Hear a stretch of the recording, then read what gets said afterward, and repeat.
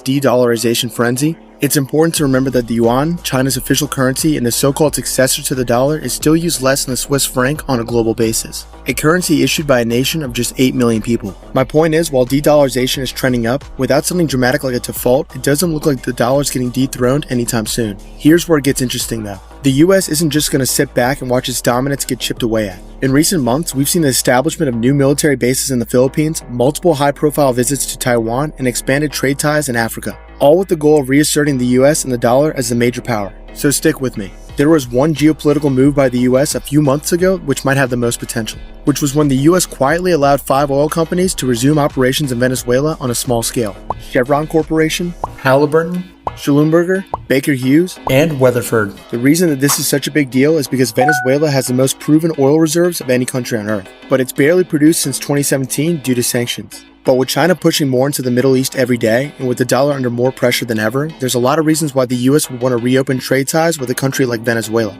If the president of Venezuela, Maduro, is on good behavior, we could see more sanctions lifted in the coming months. If this happens, not only would this shift global oil production firmly into the Americas and reaffirm the dollar as a global reserve currency, but this would also mean that the 5 companies that have restarted operations in Venezuela are potentially sitting on a gold mine. Because of this, going forward, I'm going to keep an eye on 3 main things from these 5 companies. Corporate jet flights to Venezuela by these company executives, lobbying activity by them mentioning the word trade or Venezuela, and lastly, any stock purchases of these companies by politicians, especially those who sit on energy or trade committees. Because let's face it, if anyone knows about a new energy or trade policy regarding Venezuela, it will be them. I make all this data public on my website, Corporate Quant, if you want to check it out for yourself. Good luck and thanks for watching.